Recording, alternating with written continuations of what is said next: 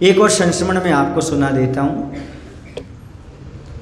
यह संस्मरण अमरकंटक के पास एक पेंडरा नाम का गांव है और वहाँ पर आचार्य भगवंत का रुकना इसलिए हो गया था क्योंकि उनके पैर में एक हर्पिस रोग हो गया था और हर्पिस जो रोग हुआ था वो बहुत खतरनाक था।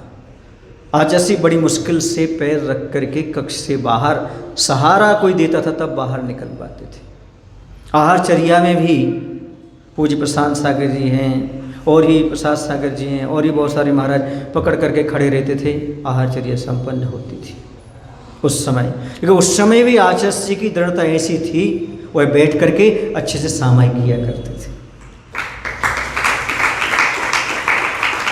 तो आचार्य की आहारचर्या जल्दी संपन्न हो जाती थी,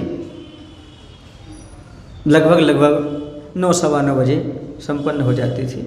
आचार्य कक्ष में आकर बैठ जाते थे तो कभी कभी 2 महाराज यहाँ बैठते थे, कोई आहार को उठ जाते थे ऐसे करके। तो उस समय पुराण सागर जी महाराज और हम दोनों उस दिन कक्ष में थे। आचार्य जी को तकलीफ पैर में बहुत बढ़ रही थी। कुछ सावक जबरदस्ती आते थे अंदर और पैर छूते थे, तो वहाँ बैठे इसलिए थे कि वो पैर स्पर्श ना करें, तकलीफ ना बढ़ाएं, क्योंकि उस हर्पिस रोग में यदि कोई स्पर्श करता है तो तकलीफ ज़्यादा होती है। उसमें स्पर्श का ऐसा लगता है जैसे कोई सुई चुभा रहा हो और हवा लगती तो ऐसा लगता है जैसे बिच्छू काट रहा हो। क्योंकि मुझे अनुभव है, मुझे भी उसकी 1 साल बाद उन्हीं डेटों में मुझे भी हुआ था। तो लोग कहने लगे थे देखो आचार्य का रोग आपने ले लिया, आप सच्चे भक्त हो। तो उस समय घटना क्या घटी, एक दादाजी थे, सामान्य से थे, ऐसा लग ही नहीं रहा था कि हैं कौन क्या है, और उन्हें किसी ने रोका भी नहीं, जबकि पीछे वॉलंटियर भी थे, सब कुछ थे, किसी ने उनको रोका नहीं। वो सीधे आकर के कक्ष में प्रवेश कर गए। उनको हम लोगों ने रोका, नहीं आप आचार्य के पास मत जाइए, आपको अंदर आने के उसने दिया।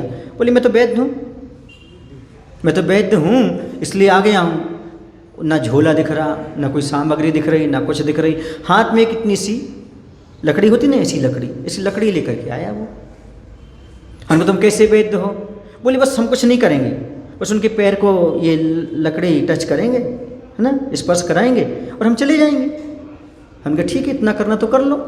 अच्छा से उस समय ध्यान में बैठे थे, वो आया इतनी जोर से, अपनी तो चीख निकल जाए, इतनी जोर से उसने लकड़ी ली और आचार्य के ऊपर से लेकर के नीचे तक 2 बार उसने इसे घिसी। आचार्य को कोई तकलीफ भी नहीं हुई, उन्होंने कुछ कहा भी नहीं, और इसे लगा करके चला गया। क्या हो गया, लगा के चला गया। अब वो जैसे बाहर निकला, हमने किसको देखे तो कौन इतनी जोर से क्यों करके गया, और बाहर गया तो वॉलंटियर करे यहाँ कोई आया ही नहीं, बाहर देखा कोई आया ही नहीं, और वो उस गाँव में था ही नहीं, किसी ने देखा नहीं, ना उसे किसी ने आते देखा ना जाते देखा। मात्र पुराण सागर ने देखा और हमने देखा, वो था देव। कौन था वो? देव था। और आचार्य कहते हैं अरे ये पैर को क्या हो गया, ये तो नॉर्मल हो गया। आचार्य बोलते, आचार्य ने अच्छी परमासन लगा कर सामयिक कर दिया।